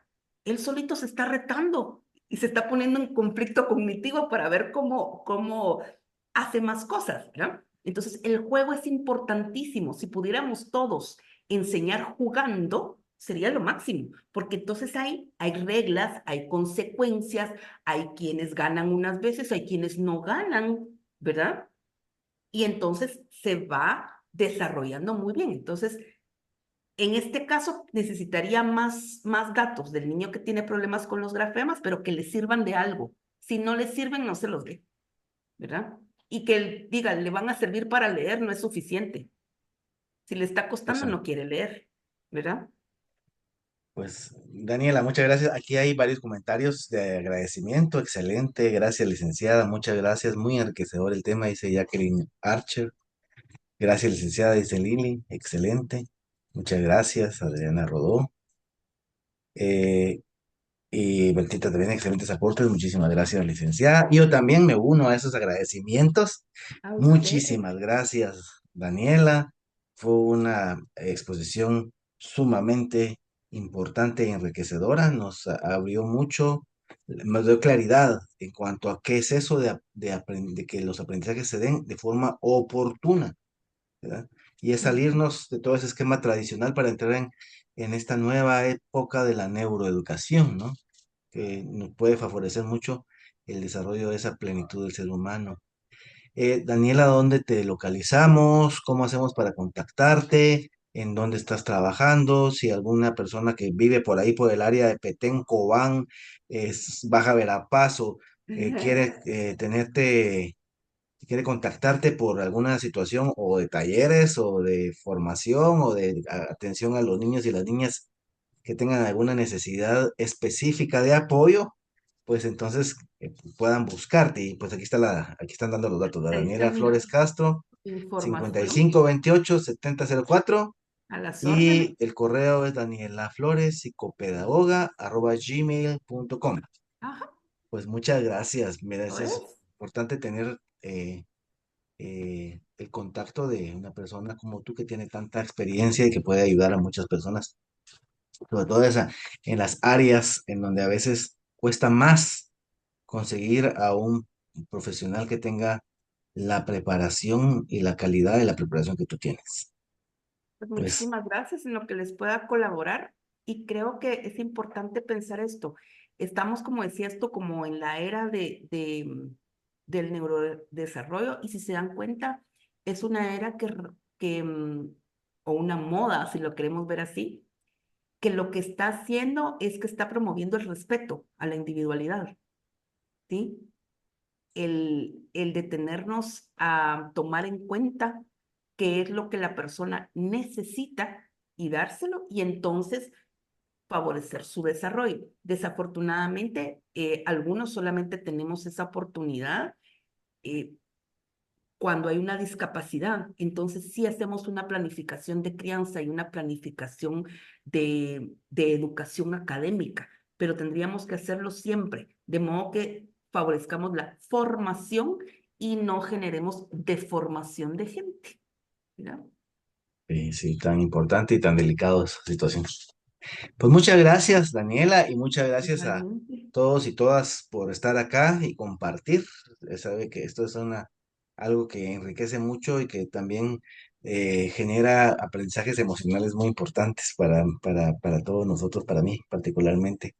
Y pues impulsa a continuar con este proceso que siempre ha sido dentro del marco de la gratuidad como un aporte que estamos dando a la sociedad para que haya este cambio que tan necesario es y que pues se conozca profesionales como tú, como las profesionales que han venido por acá, que pueden también dar servicio y apoyar estos procesos desde sus comunidades. Entonces, pues los neurocoloquios siguen, ¿verdad? Tenemos en este mes programados, y voy a verlo por acá, eh, a, a continuación, ¿verdad? Vamos a ver por dónde está mi hojita de neurocoloquio, para que tengamos claridad de que continúa, ¿no? Vamos, ¿dónde estamos? Aquí está. El 16 vamos a tener al licenciado Juan Monterroso, que él es especialista en en el proceso lector y es escritor de varios libros. Y él nos va a hablar acerca de la neurodidáctica del proceso lector, ¿verdad? Va a ser un tema muy interesante en donde vamos a profundizar un poco sobre estos procesos de lectura. Luego, la licenciada Olga Lidia Rodríguez, el 23 nos va a abordar el tema de la mediación pedagógica para el desarrollo de las habilidades sociales. Porque hablamos mucho de las habilidades sociales y que es importante todo este proceso de resolución de problemas, de relacionarnos, etcétera, pero cómo mediarlo en el aula, cómo hacer intencionados los procesos para el desarrollo de estas habilidades en el aula, y eso va a ser un taller buenísimo. Y tenemos desde Venezuela el 30 de octubre la participación del doctor Rafael Labrador. Él es médico, cirujano, es neurocientífico, ha hecho investigaciones muy profundas en temas que tienen que ver con todo lo neurocognitivo y va a hablarnos acerca de la neurotransmisión y el aprendizaje. O sea, todos esos fenómenos que están dando a nivel bioquímico en el cerebro que permiten también el aprendizaje.